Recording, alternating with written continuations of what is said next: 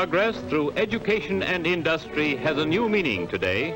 To progress, we must win this war. To win this war, we must have machines and the brains to direct these instruments of warfare. We need the trained minds of millions of specialists. Our American colleges and universities are responding to the call for trained manpower. Education is speeded up. Courses are being geared for war. Like many other American colleges, Tuskegee Institute in Alabama has been graduating qualified flyers for some time.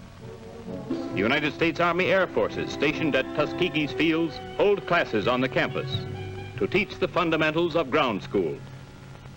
Tuskegee shops prepare students for jobs in aviation plants. The work of Dr. Carver is well known. While at Tuskegee, he has contributed much to the science of nutrition and is now using his talents and his knowledge in the war effort.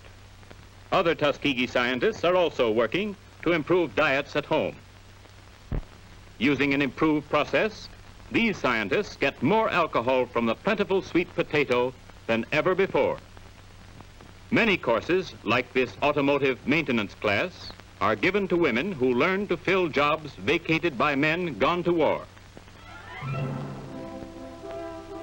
Prairie View, one of the state colleges of Texas, is designing courses to supply trained men and women to the increasingly technical fields of industrial and military service. In the agriculture department, students study the operation and maintenance of farm equipment. Methods of increasing important farm products and the study of animal husbandry are part of this program.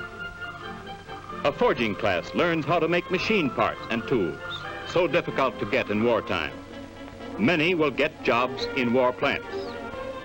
Well-equipped machine shops in the mechanical department teach these young men how to make the materials so vital in our war effort today. The demand for trained specialists is increasing. Jobs are opening in all parts of the country, and these college departments help to meet the shortage of manpower. Colleges everywhere are adding new courses for war training and are putting new emphasis on old ones. For example, here at Howard University, located in Washington, D.C., this class in mechanical designing trains men and women for jobs in the plants that make our tanks, guns, and machines. This meteorology class teaches future flyers celestial navigation, the science that guides our planes to their objectives and safely home again. Many laboratories are now specializing on war materials, and classes like this teach students the chemistry of powder and explosives to train them for positions in munition plants. Testing machines try the explosive force of new powders. Howard University Medical School has speeded up training to furnish doctors and nurses for the fighting forces. One of the country's leading authorities on blood plasma shows students how to determine the gravity of plasma to be used in the war zones. In the College of Liberal Arts, this class studies the economics of war. Many graduates fill jobs in the accounting departments of war plants and government agencies. Hampton Institute, located on the banks of Hampton Roads, Virginia, is practically on a 24-hour basis, training hundreds of war workers. The president's home was an old plantation house. Here, one of the country's great educators welcomes foreign students who are sent to learn American customs and culture. Students studying building construction and architecture built most of the buildings on Hampton campus.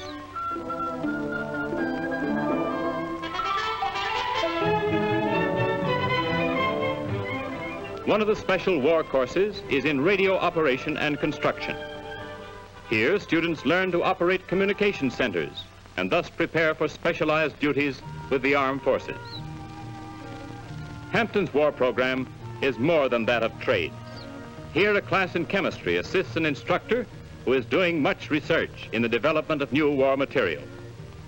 Science students are preparing themselves as laboratory technicians and work on special studies for the United States Public Health Service.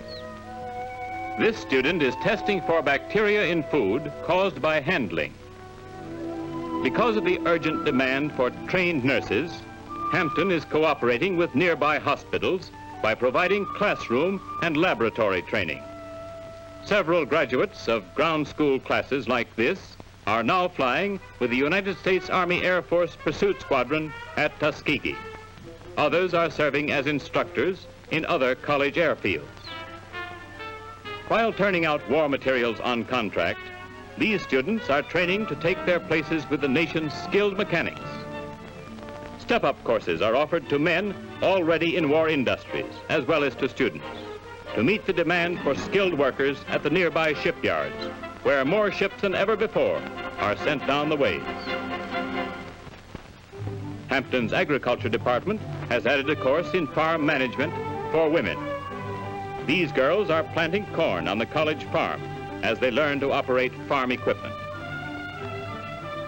At the student-built dairy farm, girls watch an expert milk a cow. One of the most significant fields of the war program is the study and work in nutrition. Much research has been done with the use of soybeans as a substitute for meat and milk, so important at present when we are conserving these foods for war purposes. Since the war began, many radio programs have been sent over Hampton Station giving the results of research, ways to improve diets, to raise better crops, and how to do our part to win the war are broadcast to thousands of families within reach of this station. Students take a course in surveying and topography to aid them in Army training. The Institute Regiment has been in existence since 1868, when Hampton was founded. Cadet uniforms are made by students in the college tailoring classes. Many of Hampton's facilities are now being used by the armed forces. Selected men throughout the country are sent for training as Army motor mechanics. After the 3-month course, these men are usually sent back to their posts in charge of repair crews. Army trucks from nearby camps are soon put in order. The first class in specialized training is now given in Hampton's engineering department for hundreds of men in the United States Navy.